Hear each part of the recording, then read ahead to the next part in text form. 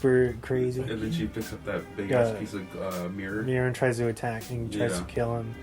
And obviously he apprehends her. Yeah. And she's like, "Oh, I gotta go. It's getting late." Yeah. She's like, "I have a big exam tomorrow." She grabs her face is all bleeding. And it's like, "Oh, okay." It's like she's acting like it's totally normal. And then we cut to Dr. Caldecott. Yeah. In their like.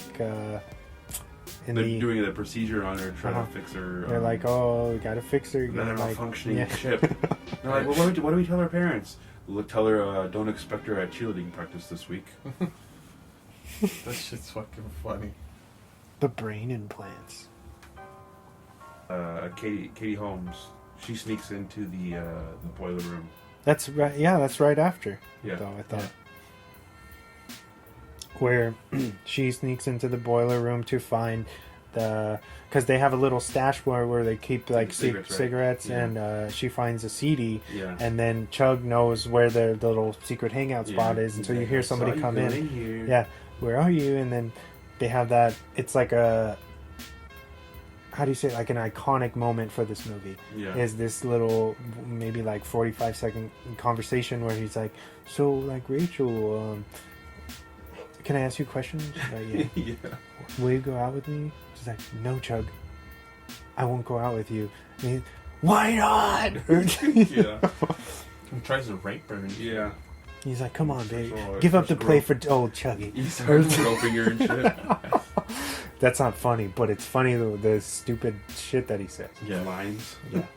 Not the act, but the line.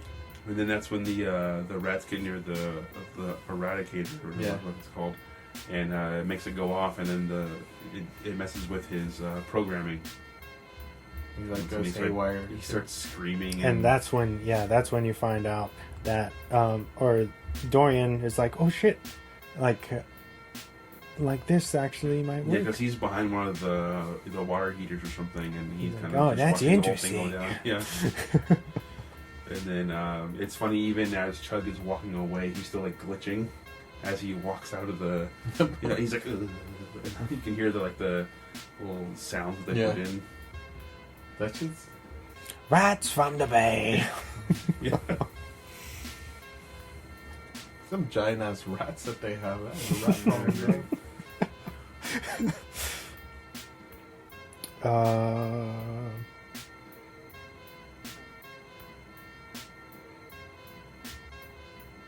I was gonna say Bruce Greenwood he plays a really good villain. He does, especially in Double Jeopardy. I don't know if you've seen that. I haven't seen it. It's a good one. He plays a really good baddie in that one. What else is he? He's in a lot of stuff, but I can't remember. He's in a lot of shit as a supporting character. He's in Double Jeopardy. Yes, what you said. Oh. Gerald's Game. Yeah. Star Trek. Yeah. For like 2 minutes.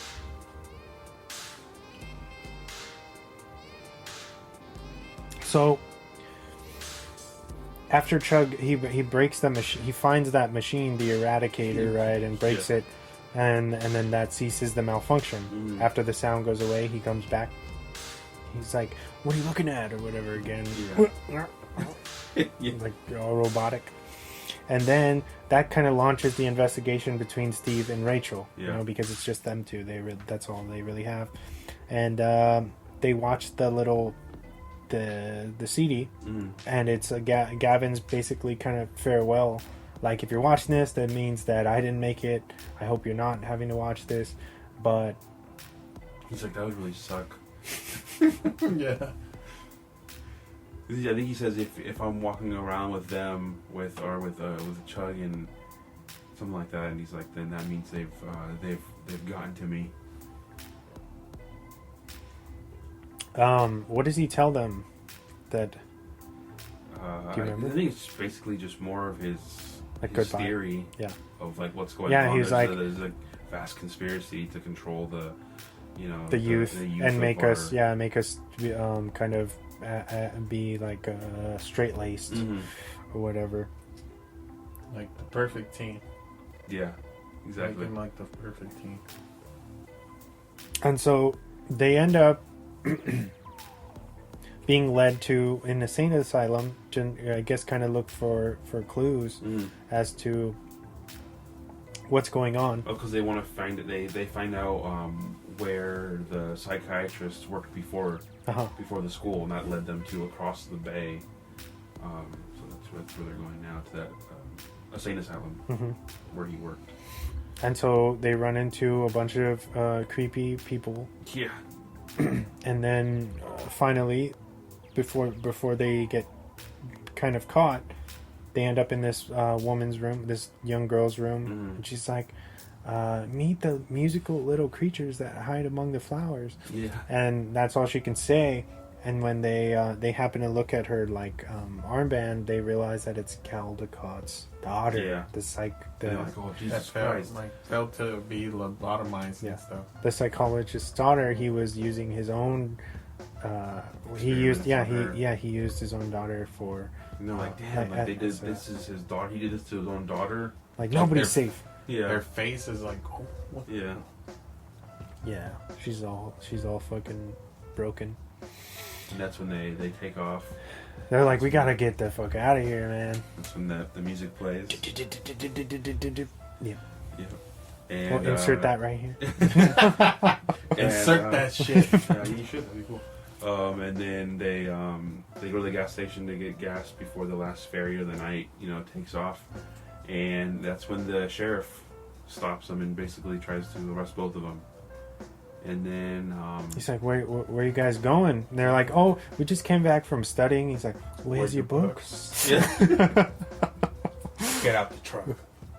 And then that's when Dorian comes and kind of interrupts everything. Like, they pay me for catching rats. And he shows off one of the biggest rats I've seen.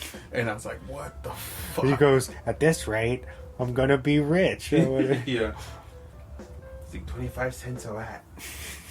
And so he doesn't. The sheriff doesn't think much about him.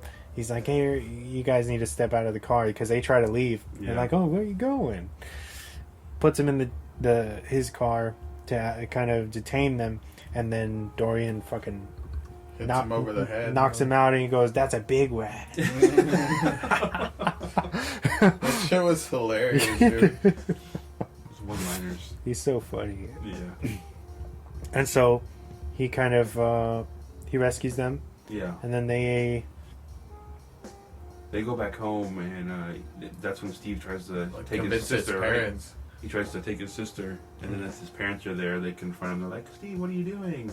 He's like, "I'm going back to Chicago." He's like, "Do you want?" Or they're like, "It's safe. If there's something wrong, you could tell us." And he's like, "We gotta get the fuck out of here." He's like, "We gotta go home." He's like, "This is our home, Steve." And then that's when his parents have enrolled him in the program. That's when I guess that's why they moved there. Yeah, Ducat is behind him. We just want you to be normal again. We just want you to know. He's like, "You're safe here. Don't worry, Steven." He's like, "Quit calling me fucking Steven." And then he keeps trying to use psychiatrist shit, reverse psychology on him, and then Steve is just like, "Oh, why don't you just shut the fuck up?" or whatever. And then his parents start calling him Steven too. He's like, "That's not my fucking name. My name is Steve. That's what they call me." And that's when he punches the therapist. Yeah. Then he falls on the ground and they run out, and that's when all the jocks or the come blue in. Ribbon are all surrounding the house. The family leaves. Yeah. And they come in and basically Chuck knocks him out. And then he wakes up in this very Clockwork Orange scenario. Yeah. Brainwashing little scenario, and they're basically Caldecott has set him up to have the lobotomy with the laser or whatever it is, right? And they put the little mouthpiece in him, and it's about to happen, and he's able to get his armrest free, Yeah. Right, and he uses the nail from the armrest, the armrest and down. fucking He stabs the boom, the technician. Yeah. He gets free, and he's able to get to Rachel before she is lobotomized, being lobotomized at the same time. Yeah. Right. And they have a face-off with Chug. Yeah. You know that's my girl. I can't let you go. Where you going with my girl? Yeah. There, Steven. He's like getting a soda. He's getting a soda in the fucking hallway. Like, oh, okay. His fucking smile, dude. Yeah. That guy was so good. Like, where is that guy now? He's still acting. know, yeah? Yeah. He's on it's like some Navy SEAL show on NBC or something. Dang. I guess she kills him with like this baton thing. Yeah, it was a metal pipe. She's like, what he's like, he says something to her, like, what do you say, Rachel? And he's like bleeding to death on the floor, and they leave him there.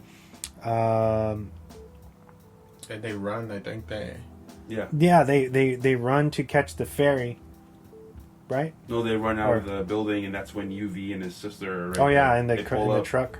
And he's like, hey, hold on, don't get in the truck. What's the capital of Dakota? He's like, how the fuck should I know? Yeah, South Dakota. He's like, oh, yeah. He's like, you're good, come on. All right. And I think they go off without him, right? Like, yeah, they take off. All four of them take off, and that's when they hit the roadblock with all the blue ribbon and the doctor. And he's like, oh, go, no, because he says, go get my parents. Uh-huh. And and then he grabs the dirt. No, they take off, and they run to the roadblock, and then that's when Dorian pulls up and hits the therapist with his car. Oh, yeah. And then he's tail spins, right? Yeah, he's like, you guys get to the ferry, I'll catch up with you. And then Dorian takes off too, and he turns on the little radio thing, and everyone chases him. And then that's when he does tell them, go to the ferry, I'll catch up. And then he gives them a dirt bike. And he's like, I will make it. This isn't my time. I love that what he says before, teacher, leave those kids alone, and drives off the fucking yeah. Which they reference. It's funny because they reference Pink Floyd in Faculty too in their marketing as well, because they use that. Some of the lyrics in that, I think, for like one of the taglines or something like that for Faculty. So teacher, cool. Leave those kids alone. Bam, bam. Yeah, and then so Dorian basically commits suicide. Because, I mean, he's going to die anyways. He got shot. Uh-huh. Caldecott shot him, yeah. Right? While he's, like, driving. And he goes off the little cliff of the island into the water. But it's, like, deep. Hundreds of feet down. All the kids, you see them fall over. They all jump in the car, yeah. They all jump on They go with the car, yeah. They're like, come here. They're, like, all they're breaking the glass trying to grab them. It's like seeing compies from Jurassic Park, like, just jump on one animal and stuff. Like, that's how I saw it. It was just like, oh my god, no. And then, oh yeah, and then they make it to the ferry, and they're like, oh shit, Steve's not gonna make it. And then you see him come out on the dirt bike, and he makes that jump, right? That's pretty sick. Boom! It's like, what? Was it Cabin in the Woods? What should have been? What Chris Hemsworth. What he was like, trying to do. I'm coming back with fucking planes and tanks and all that. It's like if you know, you know. Yeah. But anyway, he makes it over. Yeah. And he hits the ferry and then slides off and all epically. And then gets up and runs over to Katie Holmes. And it's pretty it's kind of sad because it's like, even though like it's weird because his parents are still there and sold him out. Yeah. And then she's like, oh, where are we going? He's like, we're going home. And then she's like, where's that? Where's home? And he's like, wherever we're at, or some shit like that. When he tells Caldecott, be the ball. And he kicks him. Yeah. Because that's what Gavin, right? Yeah. That's what he would say. So. And then we get that epic final scene that we already said. Yeah, he ends up escaping This is the lone. Yeah, we never see Gavin die, Mm-hmm. and so I feel like it's supposed to be presumed that he probably fell over with the car, but that's not the case in this theatrical version. He shows up